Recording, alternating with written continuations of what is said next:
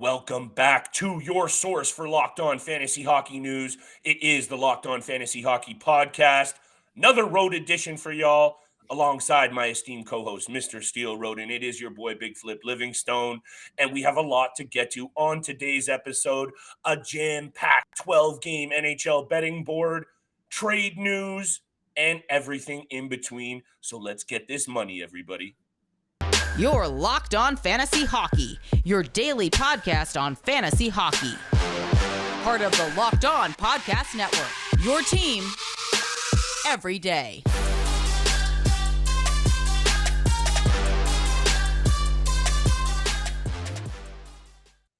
What is going on, everybody, and welcome back to your show. It is the Locked On Fantasy Hockey Podcast, Tuesday edition, and there is a lot to get to on today's episode, my friends. Thank you for making us your first listen every single day. We are out here Monday to Friday grinding, giving you this fantasy news and all the angles that you hopefully need to make some of this fantasy and betting money because, Steele, at the end of the day, you and I love doing what we do, but we're also out here to try and help our listeners, our fans, our supporters to make this money and get a leg up in your fantasy leagues. That's why we got to break down some of these rumors, some of these trade demands, because if players move scenes, that matters to your fantasy team. Today, actually, we have two different players that I think moving scenes might be good and bad potentially for either or. Let's talk about it. We're going to get to Bo Horvat. We're going to get to Jakob Chychrun. We are going to get to a historically good start by Matthew Tkachuk and, of course, big-time bets. But I want to hear your take on this late-breaking Bo Horvat news. Let's get right to it, Steele. Hit me with your take on what you are seeing and hearing out of Vancouver. Well, what I really want to know is what the contract he was offered today by the Vancouver Canucks, because he rejected it straightforward to the point for Bo Horvat. So I want to know what the actual contract was. That probably those details will probably get released a little bit later in the week. But for me, just looking at some of the trades and the players that might get traded very, very soon before the trade deadline even approaches us, Bo Horvat. He's an absolute stud, 20 goals on the season, 8 of those being power play goals as well, 29 points. I think whatever team he does get traded to, whether it's in the Eastern Conference or he remains in the Western Conference, he's still going to bring that leadership quality to that organization and potentially help them for a deep playoff run, depending if it's a Stanley Cup or a playoff contending team as well. But no matter what, the Vancouver Canucks are going to get a ton of value in return for Bo Horvat, especially for the production that he has put on so far this season. Like I said, 29 points, majority of those being goals, over 100 shots already. He's able to drop the gloves and create sparks for his team. So a lot of variety and different elements to Bo Horvat's game that makes him really special. And those peripheral categories, Steele, blocks and hits and everything might be a little bit down this year because we have seen this player, mix it up. He gets gritty. He is the prototypical captain, in my opinion, number one. That is not a fantasy angle all the time that provides value. But Bo Horvat, my goodness, the Vancouver Canucks are selling very, very high on this player. And I don't even fault them for doing so because you and I can both agree the Vancouver Canucks have been a bit of a mess this season. All of a sudden, they start to look good. Then they look bad. Then they get hurt. Then it's just one thing after another. This season might already be, I know it's early still, Steele. And I know, they're still lurking around in that Pacific Division for a bubble spot. They're only 5 points back of the Edmonton Oilers. So there's that. But they're selling high on Bo Horvat. And I get what they're trying to do here. His fantasy value, though, Steele, he has been the guy for the Vancouver Canucks in terms of carrying the team. Maybe not offensively, maybe not defensively, but just that responsibility. So what happens if he goes to a team and he can just be Bo Horvat? We haven't seen him be able to do that because he's had to be the guy on and off the ice. This is intriguing because if you could maybe go out and get Bo Horvat now for a cheap trade, knowing that you're for sure going to see him probably in another uniform, that could be huge for your fantasy squad. And that may be why he rejected the offer from the Vancouver Canucks, because he doesn't want to have that pressure, and especially with the organization and all the fans. Especially if they weren't willing to give him that money. Exactly. So, he obviously has a ton of pressure from the organization, from the fans as well. So maybe he just doesn't want to be in Vancouver anymore. And so he can just be Bo Horvat, not the responsibilities of being the captain, being the leader. He can still be a leader, but not to the expectations that everyone's putting on him right now. So I think Vancouver, obviously wanted to keep him. He rejected the offer. Now they're focusing on getting a trade done before the trade deadline. But another player whose value seems to be, or at least his organization thinks his value is really high up there, like Bo Horvat, is the Arizona Coyotes defenseman Jakob Chychrun, who it looks like could be moved closer to the trade deadline. But what was it again, Flip? The Coyotes want 2 first-round picks and either a second-round pick or a top prospect. A good prospect. So I don't really know, like these things come out in these, by the way, some of these reports are always wishy-washy, but we've heard this before from the Arizona Coyotes asking very high. 2 first-round picks, a second-round pick, and a good prospect for Jakob Chychrun. Is this real life? Well, I think it was 2 first-round picks and either a second-round pick or a top prospect. I don't think it was still too much. It is way too much. Still too much. And I understand. Look, this season he has been, since returning, 3 goals, 6 assists, 9 points in 10 games, 22 minutes of ice time. This is what you are expecting from Jakob Chychrun. Can he get it done in a meat grinder market? We're talking about Bo Horvat and maybe getting less pressure and doing well. Jakob Chychrun is going to get, if someone's going to pay that price deal, it's going to be a contender. Because why would you risk that much for a guy like Jakob Chychrun if you're not going on a run? So his situation, going from, the non-market in Arizona, I'd be wary of what this player can do if he gets traded to a contender with a real media presence on these players. I don't know about you, man, but that is a very high price. And I think Arizona is fishing a little bit. They're not going to get that much for Jakob Chychrun. Yeah, I think we're exactly on the same page. It's way too much of a value price for Jakob Chychrun. For me, I've said this time and time before. He's playing great this year. Like you said, 3 goals, 9 points in 10 games, 39 shots, 15 blocks, 16 hits, a +6 on the season. But 2 first-round picks, and on top of that, either a second or a top prospect on top of those first 2 picks is just way too much for a guy who, consistently seems to be injured all the time. He's only played 1 full season, and that was the first year of COVID where the shortened season was 56 games, and that was his best season yet. He had 41 points in that season. So consistently cannot remain healthy, but that also plays a part into point B, the fact that we've only seen him put up 41 points one time in his career because he can't stay healthy. So a team, an organization, there's just no way an organization is going to pay 2 first-round picks and either a second or a top prospect for a guy who just consistently is injured. And so for me, that's where the angle I'm coming on. Yeah, if he can remain healthy, he's an asset to any organization, but he just hasn't proven that he can do that. Or while you're saying this, I'm thinking of the one angle that could work out for the Coyotes getting that price tag that they're requesting. You put that out there now.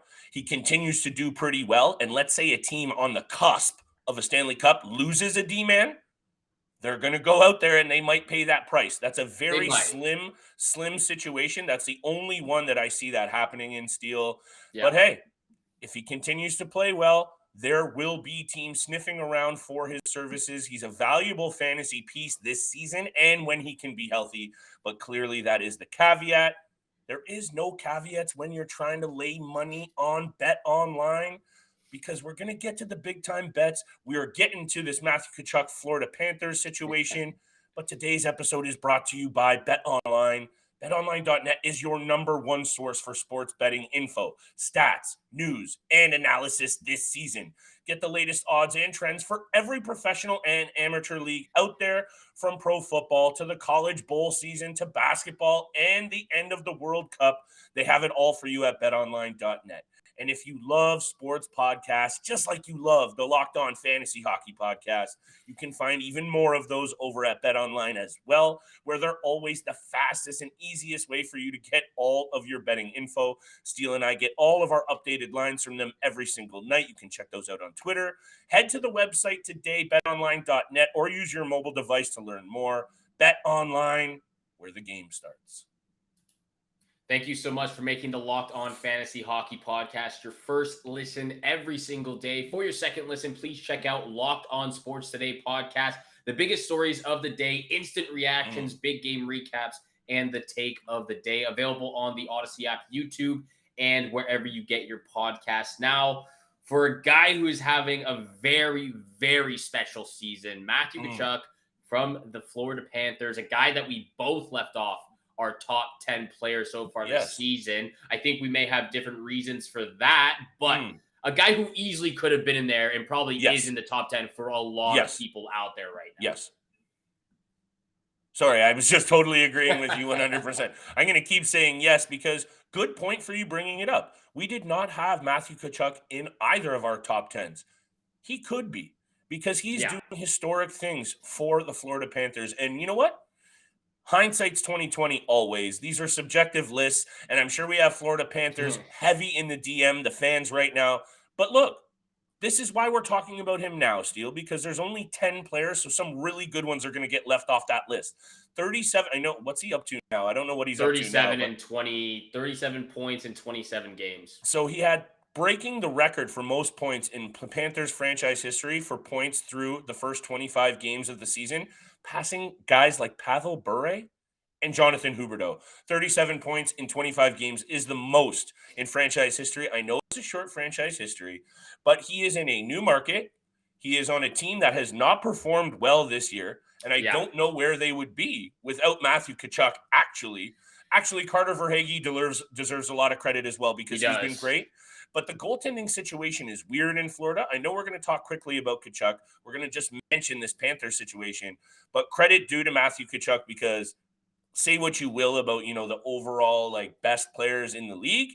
He is definitely a top fantasy producer because this guy does a little bit of everything, Steele. He loves to mix it up. Shots on net, 41 PIMs, 37 points. Hit me with your take on what you're seeing from Tkachuk. And if you don't mind, what you're seeing from the Florida Panthers in general.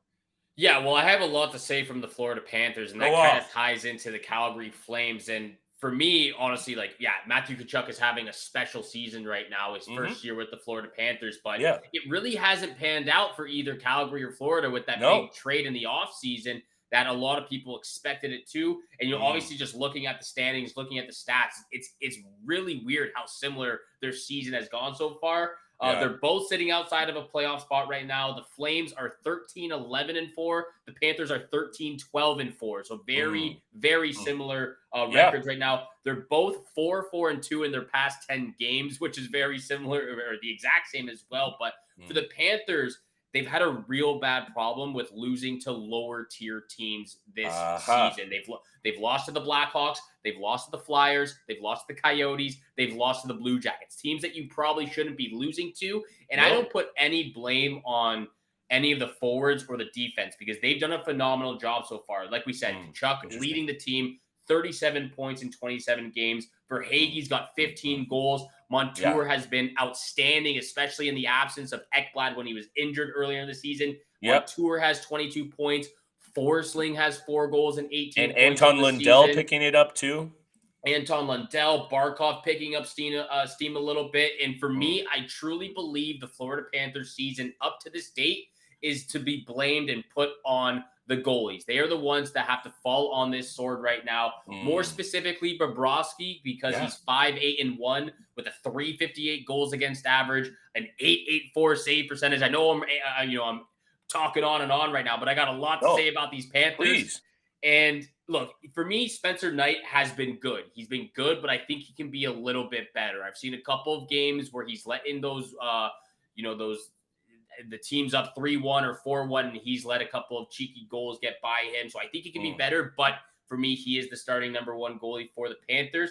But it's also the fact that I'm just looking at it right now. The Panthers are 9th in the league goals for. They have 98 goals for this season, but they're also 8th in goals against with 98 goals against this season as well. So that just tells me that the goalies are to blame for how their season has gone so far. There was a number of teams, you and I, Dallas Stars and others, maybe even actually the Florida Panthers that we couldn't even fully put our fingers on what they were going to do, in our preseason content. They were either going to be really good or they're starting to look like what I was saying a little bit more. I don't know what's going on with these Florida Panthers, except now I do, because you highlighted it. They're still getting it done offensively because of the players you mentioned. Spencer Knight, he was sick the other game and he missed it. But before that, he's been the better goalie. 8-4-3, 2.64 save or 2.64 goals against and a 920 save percentage. Look, Matthew Tkachuk's amazing season currently being spoiled. They have the offensive talent. You said it. Matthew Tkachuk, though, absolute fantasy beast, fantasy stud, doing special things. We wanted to give him that credit because, like you said, he didn't get into our top 10. Maybe it was a miss, maybe not. I like both of our top 10s. That's okay. You know what I like even more, Steele? My picks for Tuesday's 12-game board. So why don't we get there right after the break? Let's get there. But I do have to say, like, for me, the two teams that were on the bubble for me we talked about this, Dallas and Vegas. Those were the two teams that I thought was on the. Thank you. Those were the two teams for me that I thought was on the bubble. And me too. I think we both agreed before the season started that we didn't think Boston had it in them this year. No. Obviously, we're clearly wrong. I thought Boston would have been where Florida is right now, but clearly mistaken. Florida is there right now, and obviously it has to do a lot with those goaltenders, but more specifically Bobrovsky not living up to that contract. And look at what Boston's got going on with their goaltending. It's insane. We thought Cassidy was going to go away and this defensive grinding club wasn't going to be able to get it done. They've allowed the least goals in the NHL, and Linus Ullmark right now, right there as the Vezina Trophy choice. So this is funny stuff, but this is what happens. And that's why you tune in every single day to this show, so you can hear the good takes and sometimes the not so good takes. But we're like, 70%, 30% Steele. So let's get this money. I'd say we're pretty good so far this season. Thank you so much for making the Locked On Fantasy Hockey Podcast your first listen every single day. Make sure you hit the subscribe, hit the follow button. Monday through Friday, 7 o'clock in the morning Eastern time. You don't want to miss out. Thank you for tuning in for today's episode.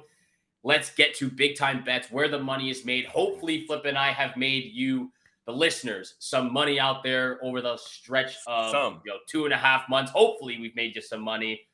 But Flip, start us off. What is your first pick of the night?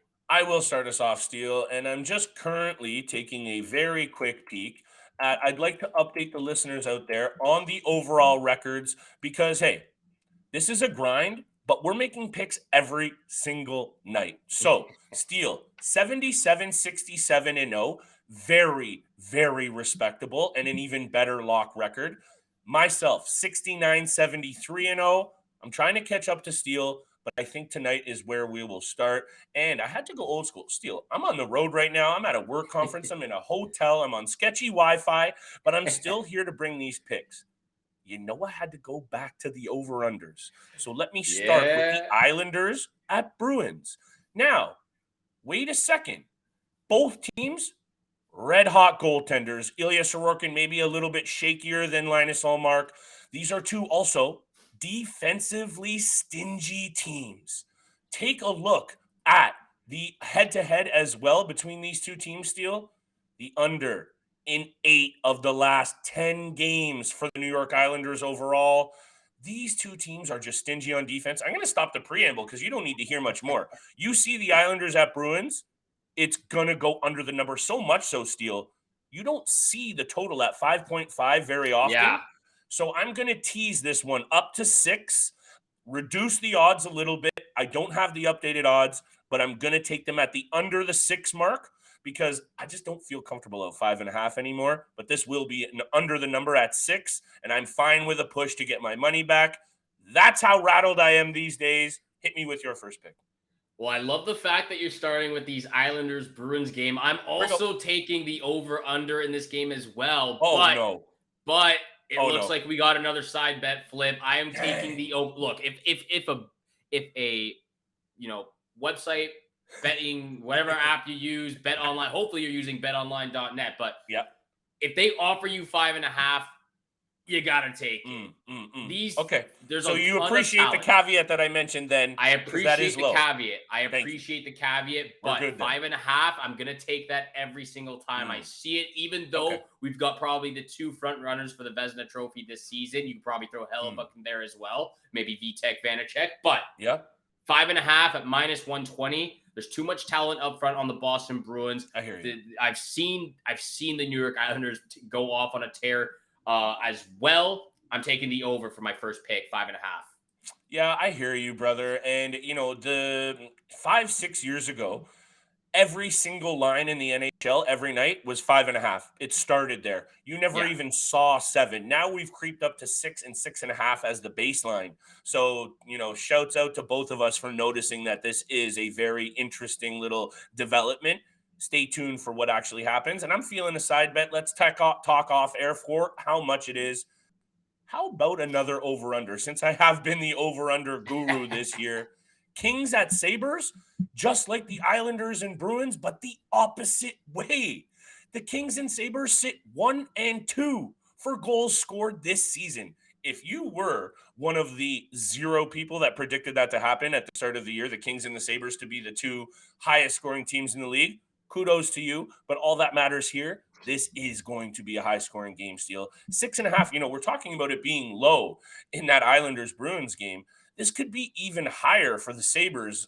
Kings, I'm not even going to over-elaborate on this one because of the 2 points I just said. The Kings score a lot of goals. The Sabres score and allow a lot of goals. Only at -128 right now, Steele. There's a lot of meat on that bone. Give me the Kings and the Sabres over the total, 6.5. That's my second pick. Look, you've got me going on these over-unders as well. I'll save that for my lock of the night. But my second pick for Tuesday, I'm taking the Capitals on the money line, -182 against the Chicago Blackhawks. And look, ever since we talked about these Capitals on fire. Week, they're on fire. Charlie Lindgren is 4-0-0 with an unbelievable number 1 star of the week. Yep. He's been great ever since we kind of dissed the Capitals last week. So I got to take the Capitals. They're on a 4-game winning streak. And if you don't mind, I'll also say the lock of the night. Please do. Look, you've really put me on these over to unders. I'm going to the Ducks-Leafs game over 6.5 goals, -107 for my lock of the night. Look, the Leafs have been absolutely heating up recently, putting the puck in the net a lot. Matt Murray, his last game, he let a couple of cheeky goals in there as well. So you can always expect a very young, talented Ducks team to at least score a couple. But I expect a big win from the Toronto Maple Leafs, like a 5-2, 6-3 type of game, over 6.5 goals. That's my lock of the night at -107. Young Ducks team, yes. Talented Ducks team, I don't know about that. They got a little talent up there. There's some good young offensive pieces for sure. Trevor Zegras worth the price of admission. We've talked about Troy Terry. We've talked about Mason McTavish, who's now getting bumped around the lines because of his inconsistencies. Don't give up on him just yet, though, people. He's looking like he will be there. I'm going to a heavy favorite here, Steele. I don't usually like laying this, and it's because I'm going to individually bet these, and I'm going to parlay them, and that's why I'm okay with taking the Lightning here in this situation. You and I haven't talked a whole lot about the Tampa Bay Lightning this season, and they're playing the Seattle Kraken, who have gotten a lot of the attention for good reason. Tampa's 7-2 at home this season. They are 5-0 against Western Conference opponents, and they are 4-1 in their last 5 games and looking very good. I'm not going to say anything about the Seattle Kraken because you and I have said it at length, and we know how good they've been this season.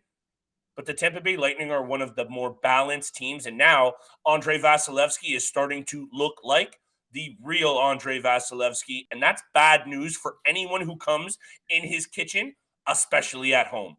-195 on the money line for the Lightning. I was going to flirt with the puck line, but the Seattle Kraken haven't been losing many games by 2 or more goals. When they do lose, they're right in it. They are still hot.